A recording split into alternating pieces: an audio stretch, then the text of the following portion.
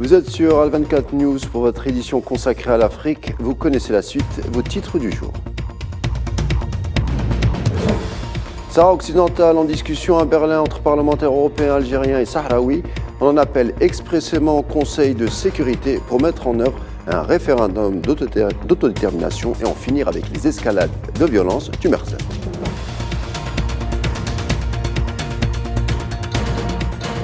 Autre conférence à Rome, cette fois pour parler des menaces qui pèsent sur le Sahel. Le dialogue méditerranéen où a été convié le ministre des Affaires étrangères, Ramtan Lamamra. Plus de détails dans un instant.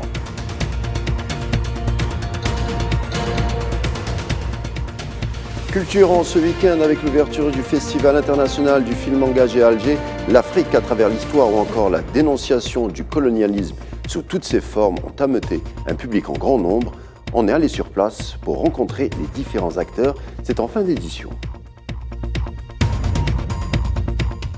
On vous le disait, à Berlin prend place la 46e conférence de la coordination européenne pour le soutien et la solidarité avec le peuple sahraoui, appelée communément le COCO. Discussion entre parlementaires allemands et algériens sur le dossier sahraoui et ses conséquences sur la région, mais au préalable des débats, l'impératif étant de tenter de canaliser les dérives ayant trait aux droits de l'homme, aspect dont Rabat ne s'est jamais visiblement encombré. Leïla Gertal.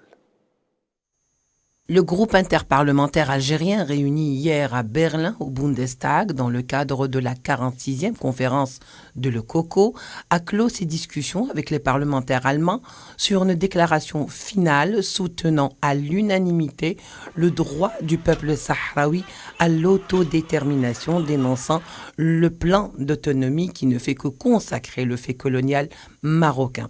Les parlementaires algériens et européens ont pointé du doigt l'escalade de la violence marocaine dans les territoires occupés sous le silence de la communauté internationale et l'impunité dont jouit l'occupant marocain.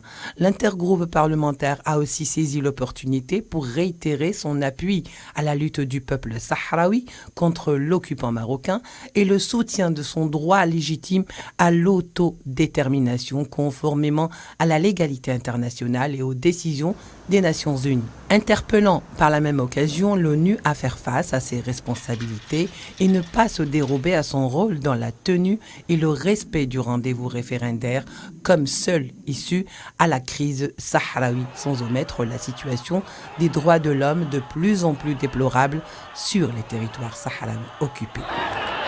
Enfin, pour conclure, le groupe interparlementaire algérien a convenu avec ses pairs européens et allemands d'une session de discussion sur le dossier sahraoui se déroulant à Alger en 2023 pour suivre de près le plan d'action en faveur d'élargir le champ de travail sur le dossier sahraoui sur un plus grand éventail. Rencontres qui ont fait lieu à Berlin à compter d'hier.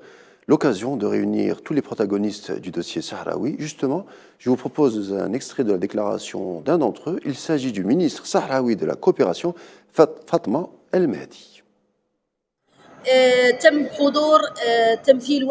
On a vu une large présence de représentants parlementaires européens et africains. Toutes les interventions passées en revue mettaient l'accent sur le soutien du peuple sahraoui, l'appel à l'ONU à l'application du processus de paix au Sahara occidental. La rencontre a été couronnée par une déclaration finale supportant le travail dans le cadre des blocs parlementaires en faveur de la question sahraoui.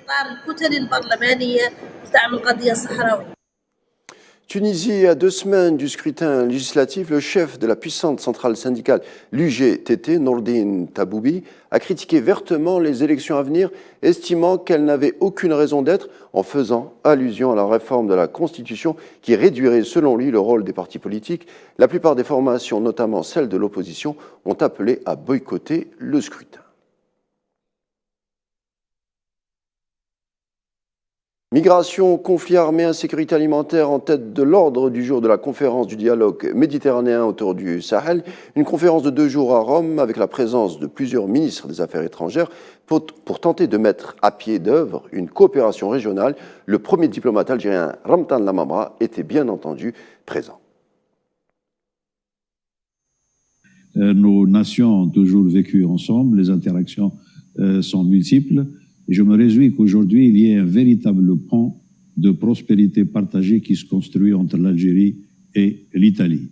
Que cela soit dans le domaine énergétique, l'Italie compte parmi nos clients les plus importants, domaine énergétique et domaine également industriel. Nous avons des avancées considérables et des annonces pour l'avenir immédiat qui sont de nature à promouvoir cette relation et à lui donner une dimension encore plus stratégique. Nous avons naturellement des relations commerciales, nous avons des relations humaines, des relations culturelles. Et concernant l'insécurité au Sahel, qui a bien sûr occupé l'ensemble des débats, et ce qui inquiète, est-ce que le phénomène du terrorisme trouve refuge au sein du triangle des trois pays qui sont le Niger, le Mali et le Tchad, où les différentes armées ont très peu de pénétration à cause des droits des bordures, comme le rappelle le président du Niger, Mohamed Bazoum. Et le Niger, mon pays, est situé précisément entre le territoire du Mali et le bassin du lac Tchad.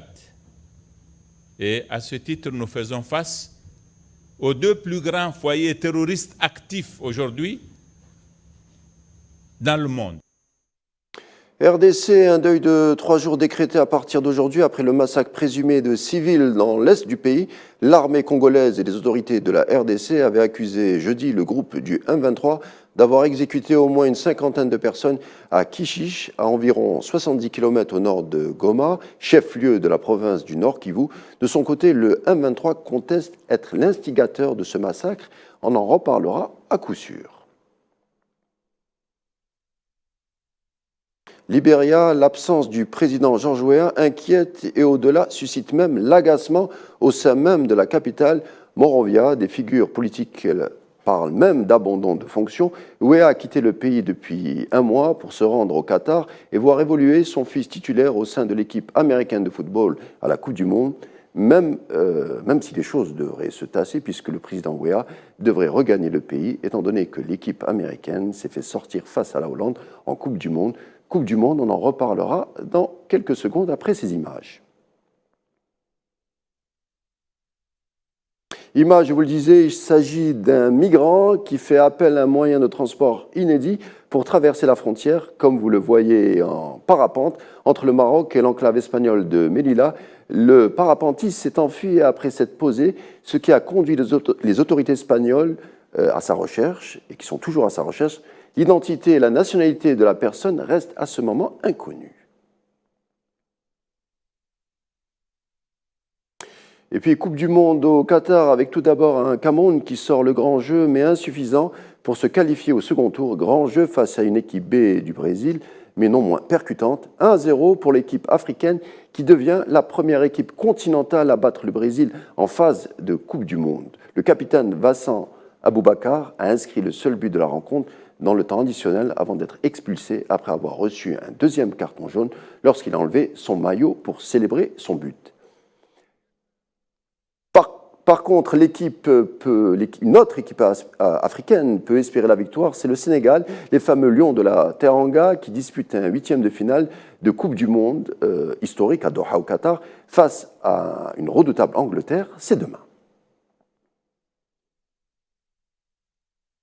Et puis un mot de culture pour finir avec le Festival international du cinéma engagé qui a débuté hier à Alger à la salle Ibn Zeydoun, un événement qui mêle le 7e art agrémenté d'histoire, d'engagement aux causes justes, l'Afrique sans tutelle ou encore la dénonciation de toute forme de colonialisme a intéressé un public venu en nombre.